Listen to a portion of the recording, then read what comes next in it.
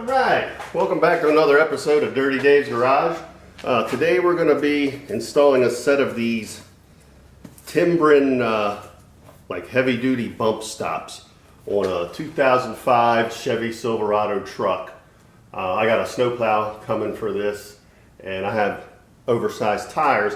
I'm putting these enlarged bump stops on to hopefully give me a little extra cushioning so that the weight of the snowplow doesn't rub the oversized off-road tires that I run on this in the wintertime. So we're going to go through the process, getting the old bump stop out, putting these new ones on, and hopefully we won't have too many problems, and you'll see what it's all about. I'll try to put a link to these Timbren bump stops underneath the video in the description, and in case you want to get a set. But hang tight and we'll get to it. Alright, just a few quick notes before we get started. I'm going to try to do this where the camera's not blocking the light. This is the stock bump stop here. And you can see the new Timbrens are going to be substantially larger.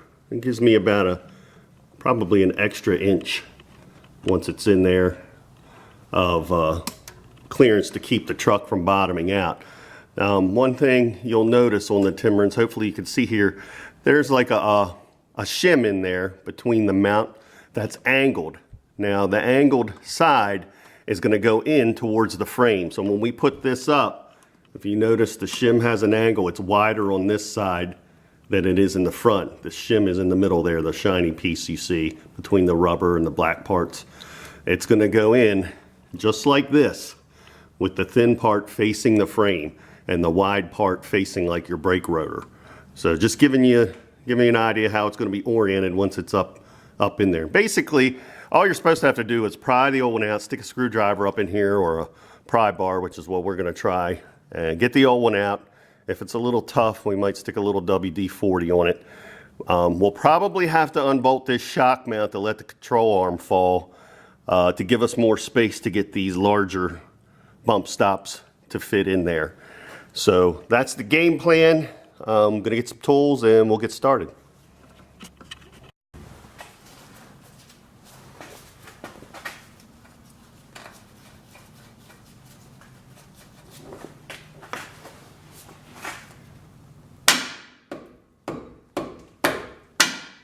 There we go. You need a screwdriver. Just pop them out. That's just a hunk of rubber. That's all there is to it, and there's 4 little tabs that hold them in place. So that one's out. I'm going to go pop the other one out.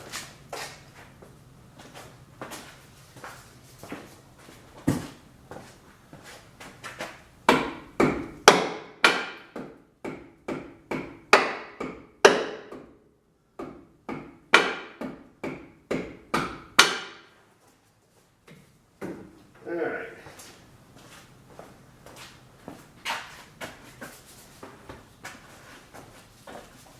We got those out. We'll put the new ones in. It's going to get a little trickier, but I'm just going to hold it up here to take a look at it. Yeah, we're definitely going to have to pull these shock bolts out and lower this down a bit. Give us a little extra room. So let me get those bolts out and that shock off, and then we'll be right back. Alright, so we got our shock bolt out. I used a jack stand. Hopefully you can see it here. Let me pan out a little bit. I used a big jack stand over here under the control arm to lift the pressure up to get the bolt out for the shock. Just telling you that, because as I loosen it, I'm dropping this down. You can probably see it coming down to make room to slip that new bump stock in. And you don't need a jack stand like I have. You know, I'm up on a lift. Makes things a little easier, especially for filming. But you can use, once you get your car up or your truck up and you have it sitting on some jack stands, if you got a floor jack, just put your floor jack under the control arm to raise and lower it as you need. If you have to stick a block of wood in there, a piece of 4x4 or something, to take up the space, that's fine too.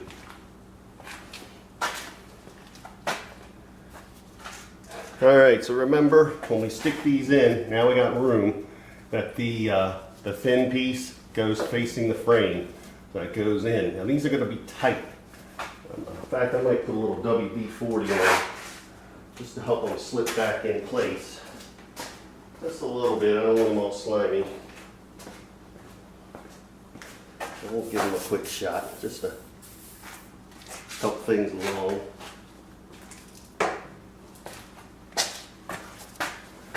Get them in position.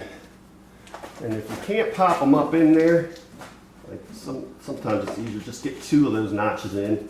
You can take a screwdriver and shove them up in there.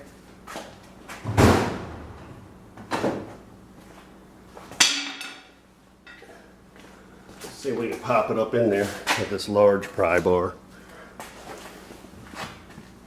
Got.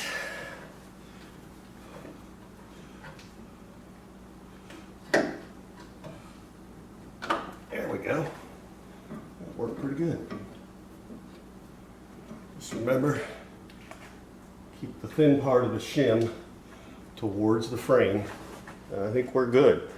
So I popped it in pretty good, just using a big pry bar. You probably do the same thing with a big screwdriver. Just put it up against where it's going to hit the actual piece of the control arm and push on it till it pops in. Now, I did put WD-40 in the cup and in the bump stop itself, but we're good. All I gotta do is put the bolt back in into the shock, and this side's done. The other side's gonna be the same thing. So now you know how to put your bump stop in, your Timbren bump stop. Get rid of the stock ones. If you want to keep your front end from sagging, give you a little extra weight carrying potential. If you put a plow in the front of your truck, that's the way to go. So hope this was helpful, and please don't forget to subscribe, and if you want a set of these for your car, I got a link in my description. Go ahead and click it and get yourself set. Thanks a lot, and we'll see you next time on Dirty Days Garage.